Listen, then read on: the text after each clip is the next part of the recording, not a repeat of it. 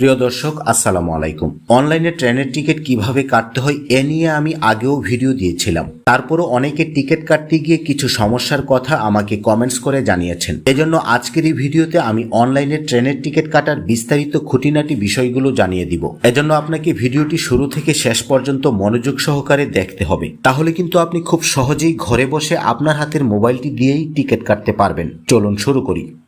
এজন্য প্রথমে play store থেকে রেল সেবা অ্যাপসটি ইনস্টল করে নিতে হবে। প্লে স্টোরে আসার পর এখানে উপরে সার্চ করব রেল সেবা লিখে। রেল সেবা লিখে সার্চ করছি। এরপর কিন্তু এই যে 2 নম্বর অপশনে রেল সেবা অ্যাপসটি চলে আসবে। আপনাদের যাদের রেল সেবা অ্যাপসটি ইনস্টল করা নেই তারা ইনস্টল করে নেবেন। আমার যেহেতু আগে থেকে ইনস্টল করা আছে, আমি জাস্ট ওপেনের উপর ক্লিক করব। অ্যাপসের ভিতরে আসার পর কিন্তু এরকম একটি ইন্টারফেস আপনার সামনে শো করবে। আপনার যদি আগে থেকে রেজিস্ট্রেশন করা থাকে সেই ক্ষেত্রে কিন্তু জাস্ট মোবাইল নাম্বার এবং পাসওয়ার্ড দিয়ে আপনি লগ ইন করতে পারবেন। আমরা যেহেতু নতুন করে একটি রেজিস্ট্রেশন প্রক্রিয়া দেখাবো আপনাদেরকে, সেই জন্য এই যে রেজিস্টারের উপর ক্লিক করব।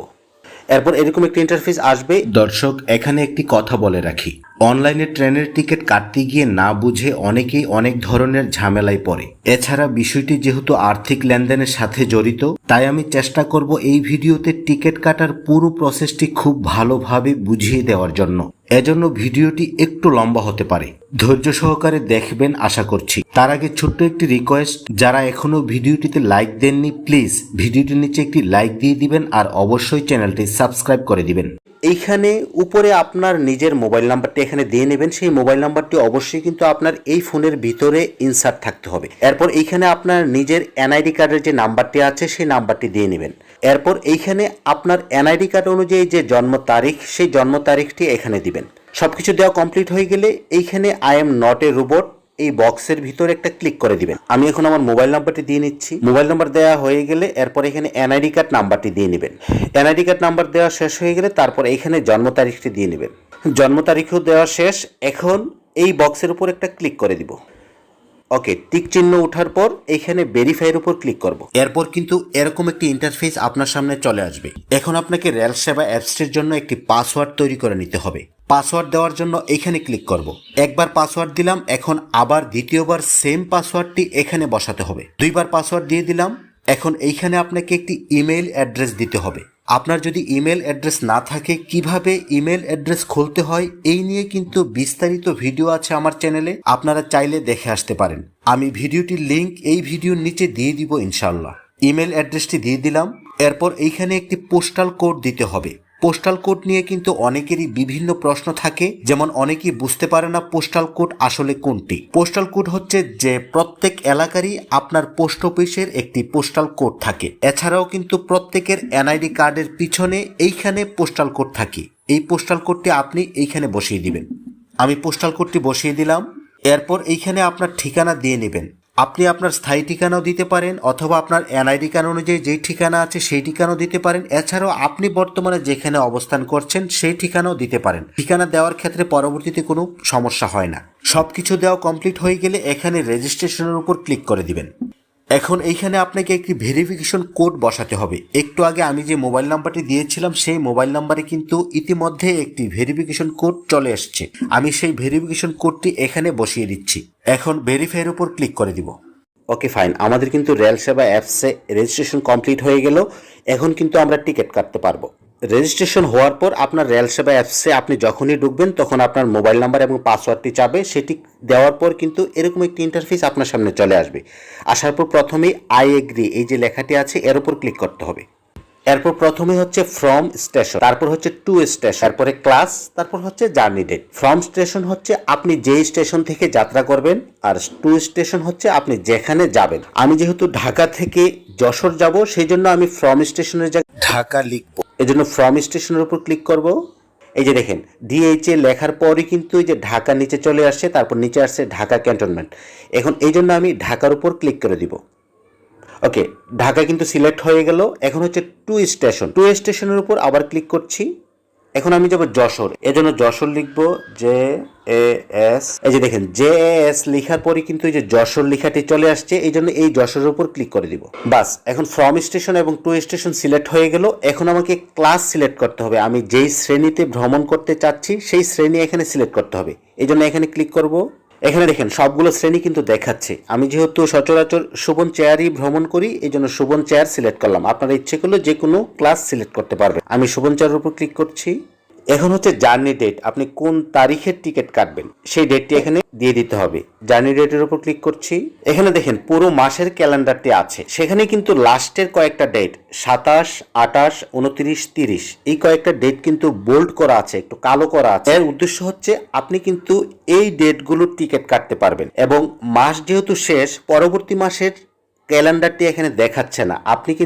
আপনি যেই ডেটে টিকিট কাটবেন এর থেকে আগামী 10 দিনের টিকিট কাটতে পারবেন। অর্থাৎ আপনার কিন্তু সামনে আগামী 10 দিনের ডেটগুলোকে কালো করে বোল্ড করা থাকবে, সেই জন্য আপনি ওই 10 দিনের মধ্যে যে কোনো দিনের টিকিট কেটে নিতে পারবেন। আজকে 27 তারিখ, আমি 28 তারিখের টিকিট কাটবো, এই জন্য আমি 28 তারিখের উপর ক্লিক করে দিচ্ছি। বাস, সমস্ত ইনফরমেশন দেওয়া কিন্তু আমার শেষ। এখন আমি সার্চ ট্রেনের উপর ক্লিক করব।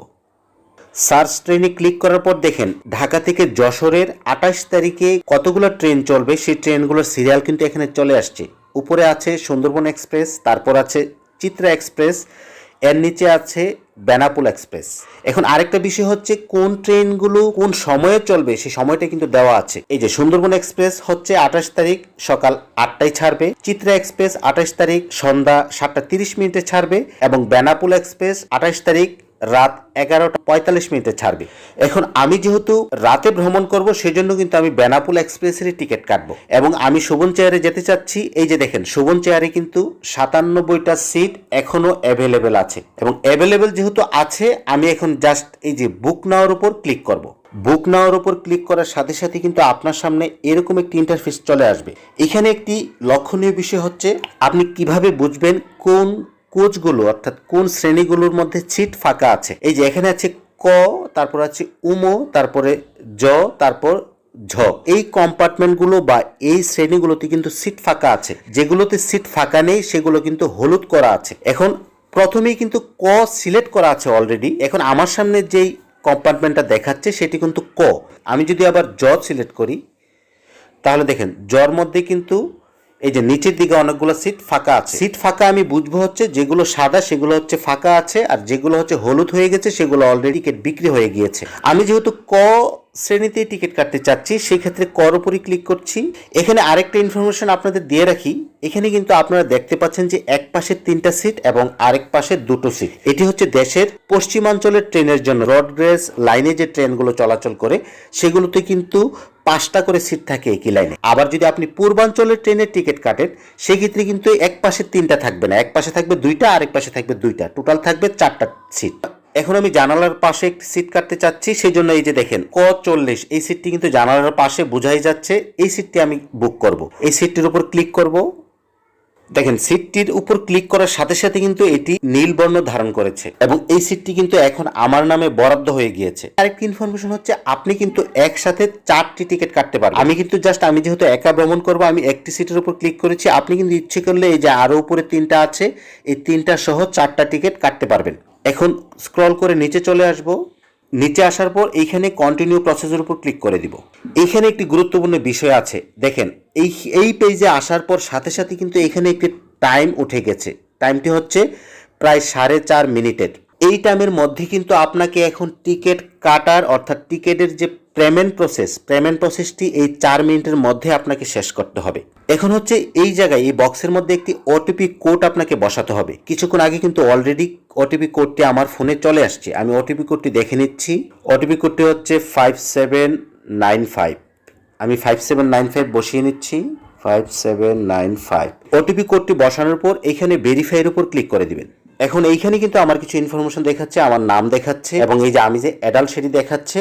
এখানে আরেকটি বিষয় হচ্ছে আপনি যদি একসাথে এই 4টি টিকিট কাটেন তাহলে কিন্তু প্যাসেঞ্জার 1-এর জায়গায় আপনার নামই থাকবে এবং অ্যাডাল্টের জায়গায় এটি ডিফল্টভাবে অ্যাডাল্ট থাকবে এবং আপনার সাথে যে বাকি 3জন প্যাসেঞ্জার ভ্রমণ করছে তাদের এই যে নামের জায়গাগুলোতে আপনি কিন্তু যারা ভ্রমণ করবে তাদের নামও দিতে পারেন অথবা আপনার পরিবারের অন্য কারোর নামও দিয়ে দিতে পারেন। কিন্তু সবচেয়ে গুরুত্বপূর্ণ বিষয় যেটা সেটা হচ্ছে আপনার ভ্রমণের সময় আপনার সাথে যদি 1জন বা 2জন বাচ্চা থাকে বা শিশু থাকে তাদের ক্ষেত্রে কিন্তু আপনি অ্যাডাল্টের জায়গায় চাইল্ড সিলেক্ট করে দিতে পারেন। এই যে এখানে অ্যাডাল্টের উপর ক্লিক করবেন, তারপরে যে চাইল্ডে সিলেক্ট করে দিবেন। আপনি যদি চাইল্ড সিলেক্ট করেন তাহলে কিন্তু ভাড়ার ক্ষেত্রে 34% ভাড়া কম নিবে। এরপর আরো কিছু ইনফরমেশন এখানে আপনার দেখা ইমেল অ্যাড্রেসটি দেখাবে এবং আপনার মোবাইল নাম্বার সেটিও দেখাবে।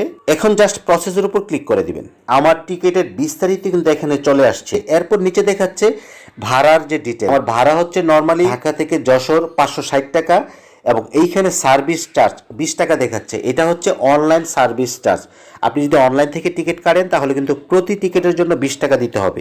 নিচে কিন্তু টোটাল অ্যামাউন্টটা দেখাচ্ছে 580 টাকা। এরপর আপনি একটু স্ক্রল করে নিচে চলে আসবেন। এইখানে কিন্তু পেমেন্ট মেথড দেখাচ্ছে বিকাশ, নগদ, রকেট, বিভিন্ন উপায়ে কিন্তু আপনি পেমেন্ট করতে পারবেন। আমি সচরাচর বিকাশই পেমেন্ট করি, বিকাশের উপর ক্লিক করে দিচ্ছি। ক্লিক করার পর নিচে চলে আসবেন, আসার পর এখানে প্রসেস টু পেমেন্ট এর উপর ক্লিক করে দিবেন। এখন কিন্তু আমাকে বিকাশের যে গেটওয়ে আছে সেই গেটওয়েতে নিয়ে যাবে। এখানে একটু আমাকে অপেক্ষা করতে হবে। এখন এইখানে আপনার যেই মোবাইল নাম্বার থেকে অর্থাৎ যেই বিকাশ নাম্বার থেকে আপনি টাকাটি পেমেন্ট করবেন সেই বিকাশ নাম্বার কিন্তু এখানে দিয়ে দিতে হবে। বিকাশ নাম্বারটি দেওয়া হয়ে গেলে এইখানে কনফার্মের উপর ক্লিক করে দিবেন। এখন আমার বিকাশে একটি ভেরিফিকেশন কোড আসবে, সেই কোডটি এখানে বসাতে হবে। অলরেডি কোডটি কিন্তু চলে আসছে, আমি কোডটি দেখে নিচ্ছি 787685। ভেরিফিকেশন কোডটি আমি বসিয়ে নিলাম। তারপর এইখানে আবার কনফার্মের উপর ক্লিক করে দিব। এখন এইখানে আপনার যে বিকাশের পিন নাম্বারটি আছে সেই পিন নাম্বারটি কিন্তু এখানে দিয়ে নিতে হবে। আমি পিন নাম্বারটি দিয়ে নিচ্ছি। বিকাশের পিন নাম্বারটি দেওয়া হয়ে গেলে এইখানে কনফার্মের উপর ক্লিক করে দিবেন। ওকে ফাইন, আমার কিন্তু টিকিট কাটা একদম কমপ্লিট। এখানে আমাকে একটি পিএনআর নাম্বার দিয়েছে, এটিই হচ্ছে আমার টিকিটের বড় ডকুমেন্ট। টিকিটটি দেখতে চাইলে ভিউ টিকিটে ক্লিক করতে হবে। ওকে, আমার টিকিটের বিস্তারিত কিন্তু এখানে চলে আসছে। এখন ফুল টিকিটটি দেখতে চাইলে আমাকে কিন্তু এইখানে ডাউনলোড টিকিটে ক্লিক করতে হবে। ডাউনলোড টিকিটে ক্লিক করছি। এই যে দেখেন আমার ফুল টিকিটটি কিন্তু এখন আমার এখানে চলে আসছে। এখন আপনি ইচ্ছে করলে এই টিকিটটিকে এই যে 3 ডটের উপর ক্লিক করে আপনি যদি টিকিটটিকে আপনার মোবাইলে পিডিএফ আকারে ডাউনলোড করে রাখতে চান তাহলে এই যে এখানে প্রিন্টের উপর ক্লিক করবেন। তারপর এই যে পিডিএফ লগোটি আছে এর উপর ক্লিক করবেন। জাস্ট এখানে সেভের উপর ক্লিক করে দিবেন। বাস, আমার এই টিকিটটি কিন্তু এখন আমার ফোনের মধ্যে পিডিএফ আকারে সেভ হয়ে গেল। এখানে আরেকটি বিষয় হচ্ছে আপনি টিকিট কাটার সময় যে ইমেল অ্যাড্রেসটি দিয়েছিলেন এই টিকিটটি কিন্তু অলরেডি আপনার ইমেলেও পাঠিয়ে দেওয়া হয়েছে। আপনি আপনার ইমেলে প্রবেশ করলে কিন্তু এই টিকিটটির পিডিএফ ফাইল আপনার ইমেলে পেয়ে যাবেন। আজ এ পর্যন্তই। কারো কোনো প্রশ্ন থাকলে অবশ্যই কমেন্টস করে জানাবেন। আর ভিডিওটি কেমন লাগলো, যদি ভালো লেগে থাকে তাহলে অবশ্যই ভিডিওটির নিচে একটি লাইক দিয়ে দিবেন আর আমার চ্যানেলটিকে সাবস্ক্রাইব করতে ভুলবেন না। ভালো থাকবেন, সুস্থ থাকবেন, আল্লাহ হাফেজ।